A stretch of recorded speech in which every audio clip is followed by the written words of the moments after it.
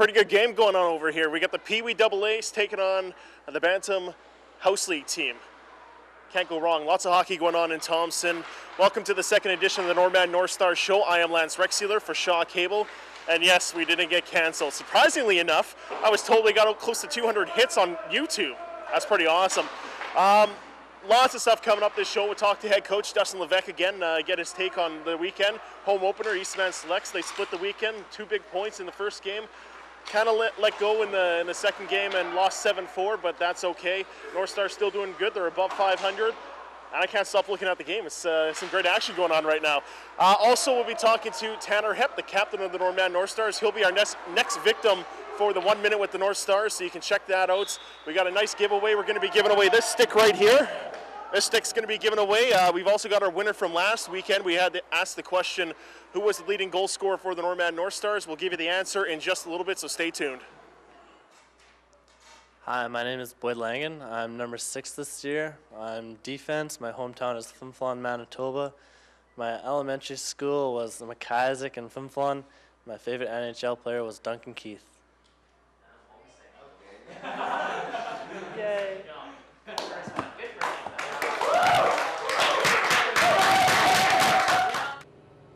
And we're joined with Dustin Leveque, head coach of the Northstars.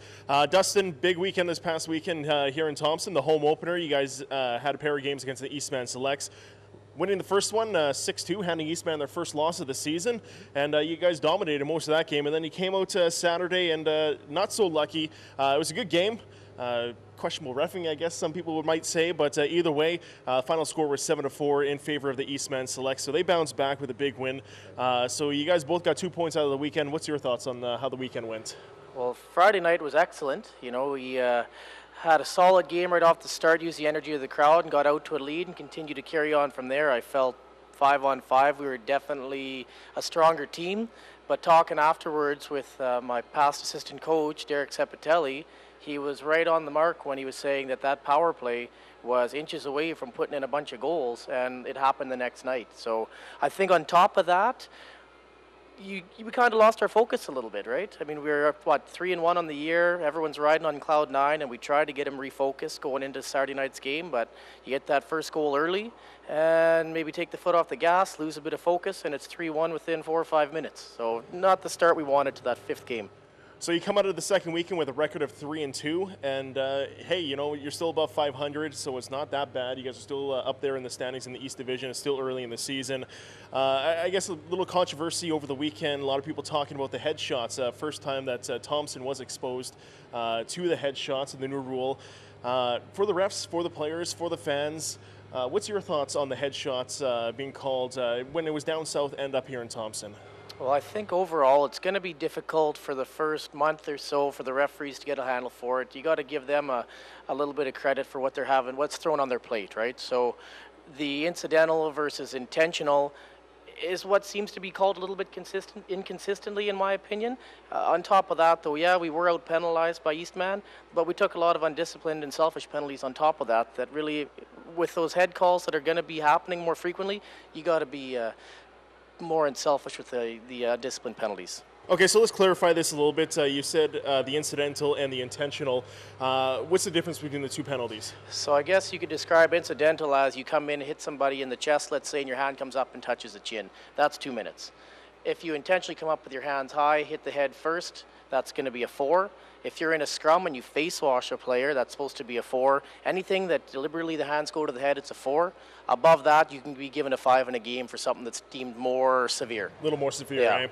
All right, so there's a little clarification on the headshots that will be called all season long. It's very similar to what it was a couple of years ago when they brought in the slashing rule and the hooking. That you know, any stick play that was you know, it was being called right away. I was talking to Tom O'Brien from CHTM about it, and yeah, he said it's pretty much identical to when that first came in. Yeah, it's going to take a while for the players to adjust, for the referees to adjust, and find that fine line of how they want the games called, and feedback from the league on how they want the referees to call it as well. Okay, well, let's switch over to a little more positive thing. Great offense this year, I've noticed at least. No shortage of offense.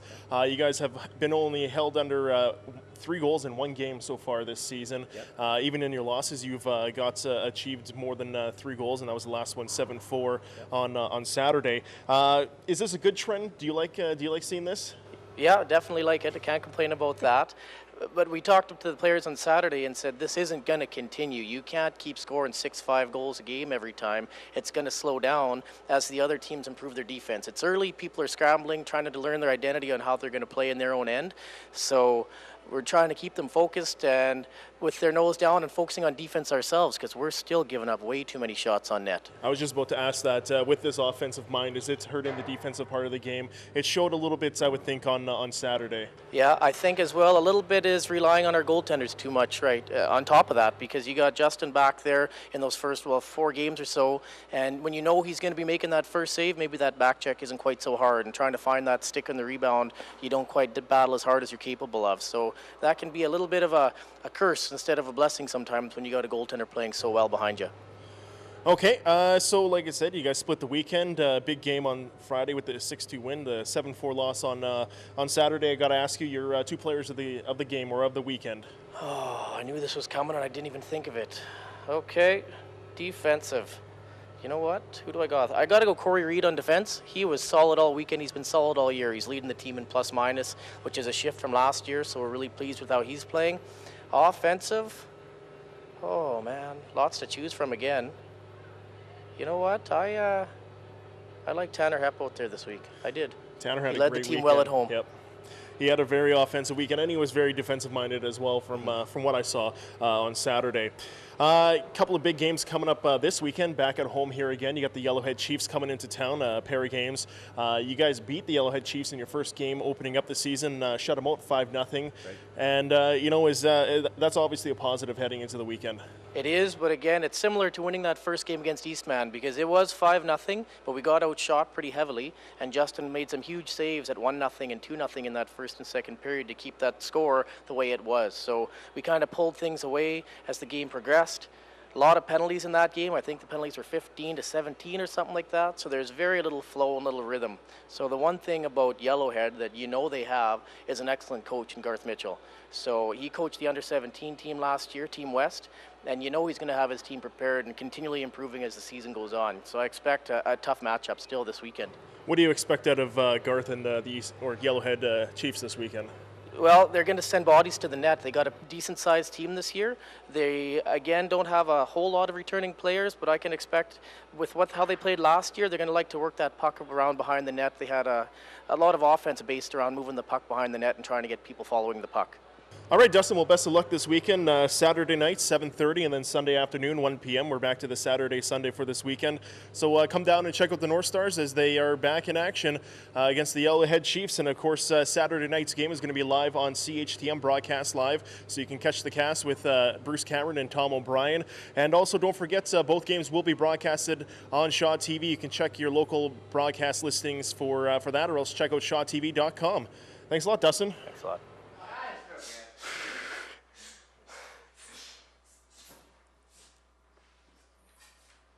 Hi, my name's Aaron Bosch. I'm number 3 on the Northman Northstars. I play defense. Hometown's Flin Flon, Manitoba. My elementary school was McIsaac. My favorite NHL player is Drew Doughty.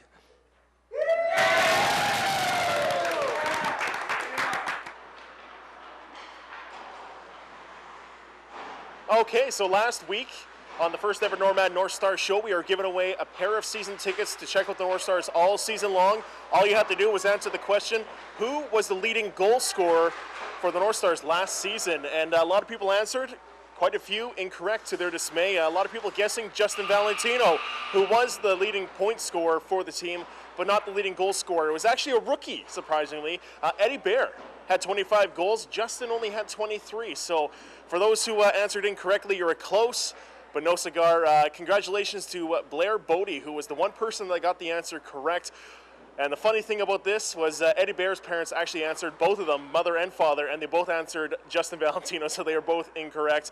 And Dustin also mentioned it earlier in the segment last week as well. Just thought I'd throw that in. So congratulations, Blair Bodie. You got yourself a pair of season tickets to check with the North Stars all season long, so hopefully you make good use of those. This week we got a pretty cool prize to give away. This right here.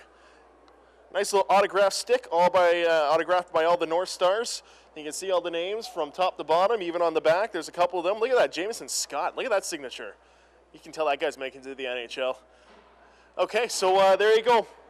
This will be yours. All you got to do is answer this question. Who is the youngest player on the Norman North Stars this season? That's this week's question. You can email us, shawcable11@shaw.ca, or Twitter us, and let me check this here, at ShawTVThompson. Yes, that is our Twitter account. So there you go, a couple of ways you can answer us. Once again, who is the youngest Norman North Star on the team this season? You can get this stick right here, all signed by the Norman North Stars. We'll zoom that in one more time. There you go. A couple of on the back, a couple on the top. Yeah, okay. So give us your answers. Hit us up, shawcable11@shaw.ca. That's the email address, and ShawTVThompson, or at ShawTVThompson, is the Twitter. Puck dumped in by Highway. North Stars have it out front. Shot taken, they score! I think that was Tanner Hepp, I think. Yeah. Tanner Hepp, the captain, went in front of the net. And I'm now joined with Tanner Hepp, captain of the Norman North Stars. Buddy, how's that feel? Pretty good. Yeah? Yeah. Were you expecting it? No, not at all. I was just as surprised as pretty much everyone else was. Well, that's good, that's good. Good start to the season, 4 goals, 3 assists. Yeah. What's been the key to such the offense this year? I'm not sure really, just hoping to keep it going. I only got 2 goals last year, so 4 in the first 5 games is pretty good for me. So. Are you sure it's not the mustache? Yeah, maybe. You want to zoom in on that, Paul? There you go.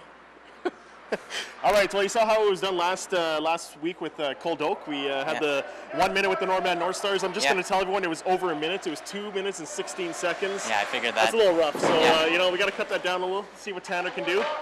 All right, Tanner, we'll start you off. Favorite pre-game meal? Fettuccine Alfredo. Oh, yeah? Yeah. Why is that? I don't know, just always liked it. It's always been a good one. Perfect. Least favorite pizza topping? I'm going to have to go with olives. I hate olives. You got any hobbies other than hockey? Yeah, I like track and field a lot. Participated in that every year at high school, and soccer. All right, your favorite drill at practice? Favorite drill? I'm just gonna go with shootout. Easy, no confusion there. Gotta like that one. Your favorite video game? I'm gonna go with MW2 COD. It's always been a goodie. Never really a fan of Black Ops. Most hits on your computer for YouTube. Favorite YouTube video? Favorite YouTube video? I'm probably gonna go with How Bad Do You Want It? Inspirational video. I always thought it was pretty cool. You gotta check out Brule's Rules. They're pretty funny. Okay. Okay, let's move on. What do we got here? Any brothers or sisters? Yeah, I got one sister. All right, who's your favorite roommate on the road? Favorite roommate on the road? I'm gonna go with Dokes. He always seems to bring a lot of laughs to the room, so go with him. All right, final one. What's your favorite class in school? Favorite class in school? I'm gonna go with World Issues. Learned a lot in that I'm curious about, so I'll go with that. Perfect. All right, there you go. Captain of the Norman North Stars, Mr. Tanner Hepp. Good luck this weekend against the Yellowhead Chiefs. Well, there it is, another edition of the Norman North Stars Show wrapped up, the second one ever. I'd like to thank everyone for joining us. And again, thank you to all my guests. Head coach Dustin Leveque talking about some pretty tough questions. You know, we had a pretty rough weekend in the penalty category. You know, the headshots, a new thing in the Manitoba Midget AAA Hockey League. So it's going to be a learning curve for both the fans, the coaches, the players, the refs. I mean, we'll eventually get it. And Tanner Hepp, thank you very much for doing the 1 minute with the Norman North Stars. He was the latest victim. Did a little better than Cole Dolk. I think it was only about 1:28 that he went, so good job answering those questions. And a big congratulations going out to Blair Bodie, the winner of the season tickets that were given away. Of course, we answered, or asked the question, who was the leading goal scorer for the North Stars, and the answer was Eddie Bear. And oh, hey, look at this. This thing just keeps popping up everywhere. There we go. We're giving this away this week. Who is the youngest Norman North Star on the team this year? If you can answer that correctly, you are going to walk away winner.